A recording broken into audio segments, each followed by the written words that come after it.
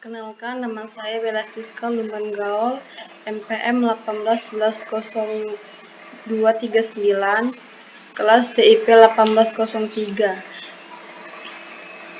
Metode penelitian yang berjudul Hubungan Pemahaman Pemuda tentang Tata Tertib Bermasyarakat dengan Keikutsertaan dalam Mewujudkan Ketertiban Masyarakat di Desa Barisan Nenggolan, Kecamatan Parbuluan. Daftar isinya, yang pertama latar belakang penelitian, problem statement, kajian pustaka, teori pendukung,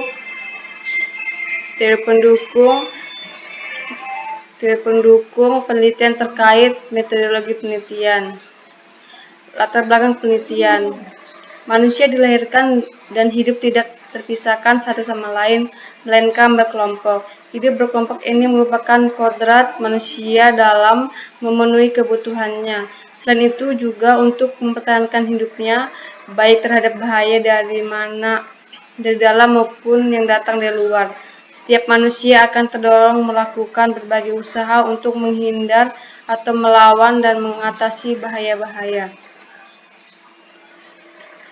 Problem statement. Yang pertama, identifikasi masalah, yaitu rendahnya keikutsertaan pemuda dalam mewujudkan ketertiban, kurangnya pemahaman pemuda tentang tata tertib bermasyarakat, rendahnya keikutsertaan pemuda dalam mewujudkan ketertiban, rendahnya wadah dari pemerintah tentang pentingnya ketertiban masyarakat, kurangnya pemahaman pemuda terhadap peranan dalam mewujudkan ketertiban masyarakat. Batasan masalah. Pembatasan masalah mutlak dilakukan dalam setiap penelitian agar lebih terarah dan tidak luas. Rumusan masalah.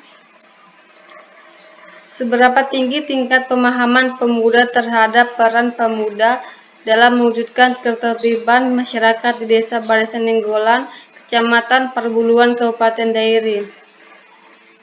Seberapa tinggi tingkat keikutsertaan pemuda terhadap mewujudkan ketertiban masyarakat di Desa Barisan Nenggolan? Apakah terdapat keikutsertaan pemuda di Desa Barisan Nenggolan?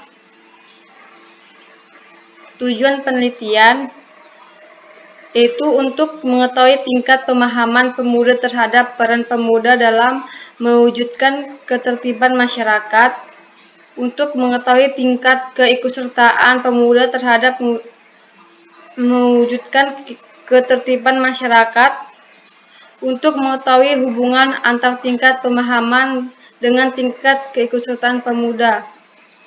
Manfaat hasil penelitian. Yang pertama, manfaat teoritis. Bagi ilmu pengetahuan, hasil penelitian ini diharapkan dapat memperkaya khasanat keilmuan. Yang kedua, manfaat praktis, yaitu bagi pemuda, penelitian ini diharapkan dapat memberikan pengetahuan, pemahaman, dan penyadaran akan tugas. Yang kedua, bagi masyarakat, penelitian ini diharapkan dapat memberikan informasi tentang peran pemuda dalam mewujudkan ketertiban. Yang ketiga, bagi instansi Dinas Pemuda dan Olahraga, penelitian ini diharapkan dapat memberikan sumbangan pemikiran atau masukan terhadap strategi pembinaan pemuda dalam mewujudkan ketertiban. Kajian pustaka. Yang pertama, kerangka teori, yaitu pengertian pemahaman. Seberapa definisi tentang pemahaman telah diungkap oleh para ahli menurut Nanda Sujana. Pemahaman adalah hasil belajar. Benjamin S. Bloom menyatakan bahwa pemahaman adalah kemampuan seseorang untuk mengerti atau memahami sesuatu setelah sesuatu itu diketahui dan diingat. Yang kedua, hakikat keikutsertaan masyarakat.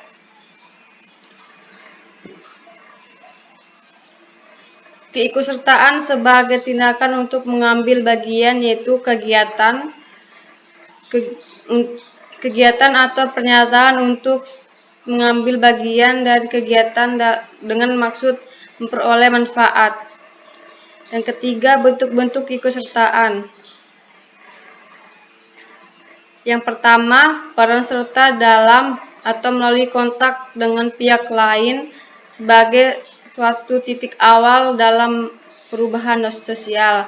Yang kedua, peran serta dalam memperhatikan atau menyerap dan memberikan tanggapan terhadap informasi baik dalam arti menerima, memenuhi, dan melaksanakan. Yang ketiga, peran serta dalam melaksanakan operasional pembangunan. Yang keempat, peran serta dalam menerima pemeliharaan dan mengembangkan hasil pembangunan. Yang kelima, peran serta dalam menilai pembangunan, yaitu ketertiban masyarakat dalam menilai sejauh mana melaksanakan pembangunan. Yang keempat, hakikat ketertiban pemuda. Pemuda adalah individu yang bila dilihat secara fisik sedang mengalami perkembangan dan secara fisikis sedang mengalami perkembangan emosional, sehingga pemuda merupakan sumber daya manusia pengembangan baik saat ini maupun masa depan.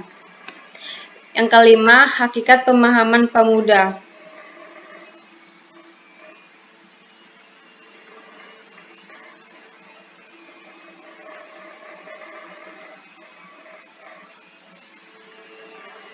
Pemahaman adalah kemampuan seseorang untuk mengerti dan memahami sesuatu setelah sesuatu itu diketahui dan diingat.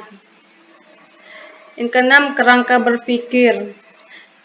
Pemuda sebagai agen perubahan dalam suatu desa yang mempunyai wewenang dan tanggung jawab untuk menjalankan dan menuruti aturan yang ada di desa demi tercapai ketentraman dan ketertiban. Yang ketujuh, hipotesis.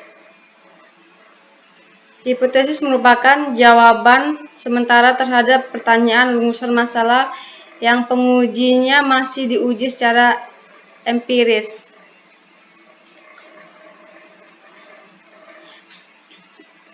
A. Teori pendukung.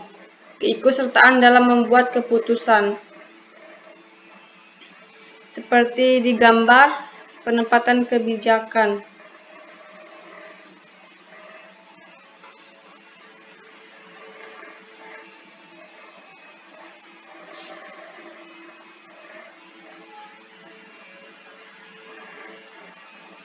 B. Teori pendukung. Keikutsertaan, pemantauan, dan evaluasi.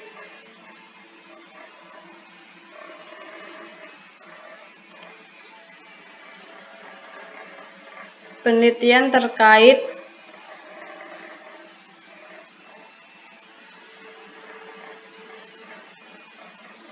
yang pertama, pemahaman pemuda tentang tata tertib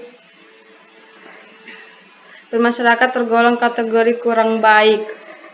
Artinya bahwa pemahaman pemuda tentang tata tertib memberikan dampak negatif terhadap keikutsertaan dalam mewujudkan ketertiban masyarakat. Sehingga tinggi pemahaman pemuda, maka semakin tinggi pula keikutsertaan dalam mewujudkan ketertiban masyarakat. Yang kedua, keikutsertaan dalam mewujudkan ketertiban masyarakat di desa barisan tergolong kurang baik. Artinya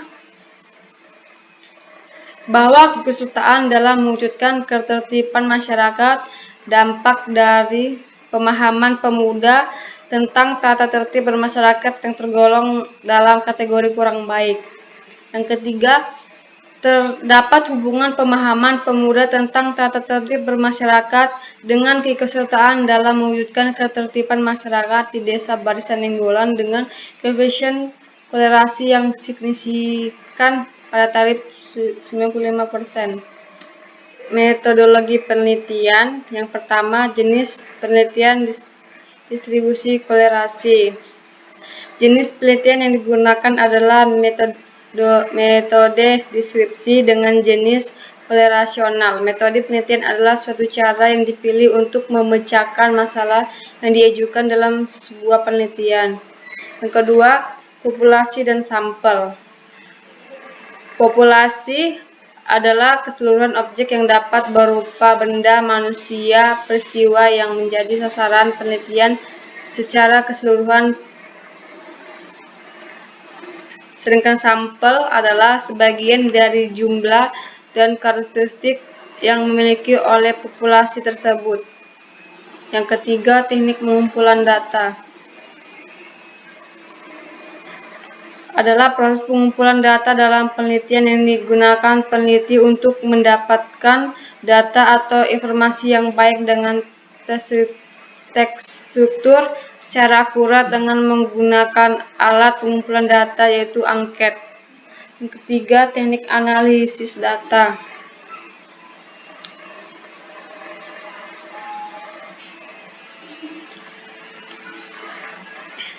Teknik analisis data pada dasarnya yaitu memperkirakan atau dengan menentukan besarnya hubungan secara kuantitatif dalam perubahan suatu beberapa kejadian terhadap suatu beberapa kejadian lainnya, serta memperkirakan atau meramalkan kejadian lainnya. Yang kelima, uji syarat. Analisis dapat dilaksanakan apabila telah memenuhi syarat-syarat sebagai berikut. Yang pertama, variabel X dan variabel Y mempunyai hubungan yang kausal, di mana X merupakan sebab dan Y merupakan akibat. Yang kedua, nilai Y mempunyai penyebaran yang berdistribusi normal. Yang ketiga, persamaan tersebut hendaknya benar-benar linear. Yang keenam, uji formalitas data. Uji formalitas data digunakan untuk menentukan apakah data yang diperoleh bersifat normal atau tidak normal sehingga dapat digunakan dalam tesis parametritis. Yang ketujuh, uji linearitas data. Salah satu syarat yang harus dipenuhi sebelum melakukan analisis regresi sederhana adalah uji literasis. Menurut ketentuan dalam uji literatis bertujuan untuk menguji data yang dihubungkan, apakah berbentuk garis linear atau tidak. Yang kedelapan, lokasi dan waktu penelitian. Penelitian ini dilakukan di Desa Padesa Nenggolan, Paruluan 3, Kecamatan Parbuluan, Kabupaten Dairi. Secara administrasi, Desa Padesa Nenggolan memiliki batas sebagai berikut. Yang pertama, sebelah utara berbatas dengan Desa Parbuluan 5, sebelah timur berbatas dengan Desa Parbuluan 1, sebelah selatan berbatas dengan hutan lindung, sebelah barat berbatas dengan Desa Parbuluan